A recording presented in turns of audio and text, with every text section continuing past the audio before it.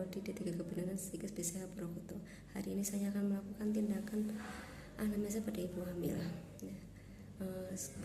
Ketika pasien datang, kita sambut dengan senyuman, dengan sopan, dengan ramah. Setelah itu silakan masuk, silakan duduk, dan kita perkenalkan diri kita kepada pasien. Setelah itu tutup privasi. Pertama, kita akan melakukan anamnesa, menjelaskan bahwa anamnesa itu tujuannya untuk apa. Tujuan anamnesa adalah untuk mengetahui riwayat, mengetahui keadaan terkait keadaan kehamilannya saat ini, kesehatan kehamilannya. Pertama, menanyakan tentang biodata pasien, suami dan istri, dari nama, alamat, umur, usianya, pendidikan terakhir, pekerjaannya apa. Setelah itu kita menanyakan tentang kehamilannya yang sekarang, terdiri dari keluhan utamanya datang ke bidan itu apakah menstruasinya teratur, maju mundurnya bagaimana, 1 atau 2 hari dalam bulannya, PHT-nya tanggal berapa, terus ada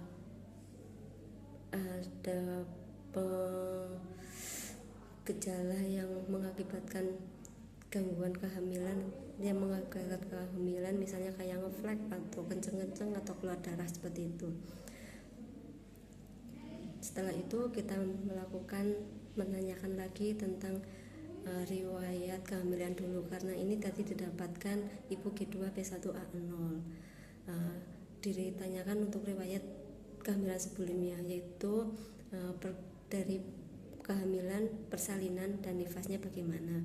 Dari kehamilannya itu melahirkannya hidup atau enggak, preterm atau enggak, pada persalinannya normal atau enggak, atau sesar atau forceps atau vakum. Yang kedua selanjutnya ada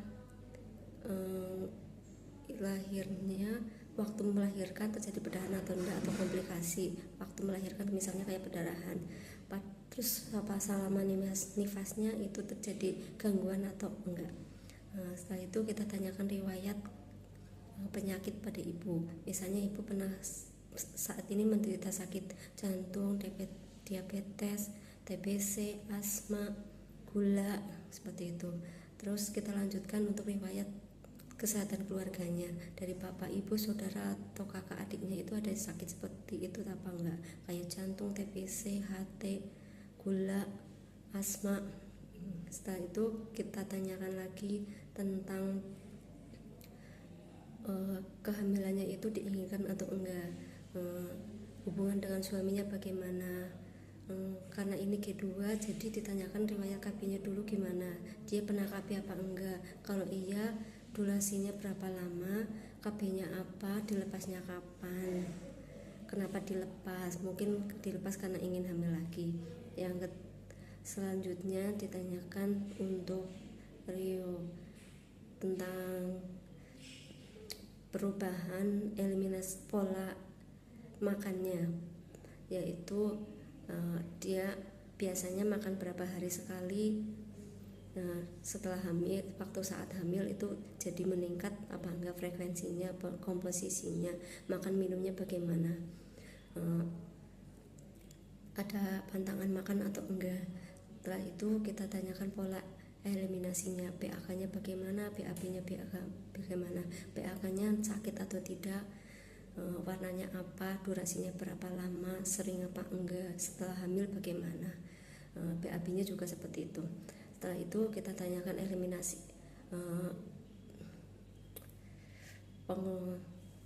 pola makan, pola tidurnya bagaimana, tidur siang, tidur malamnya terganggu atau enggak. Setelah itu kita tanyakan lagi tentang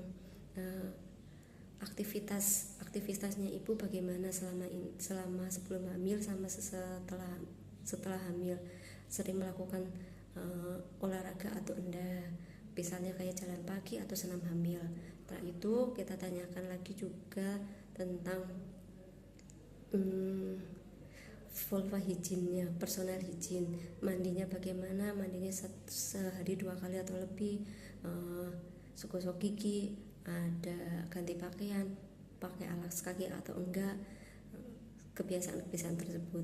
Selanjutnya ada kebiasaan ibu suka mengkonsumsi makanan atau minuman yang beralkohol atau enggak, merokok atau enggak. Ya, demikian, terima kasih.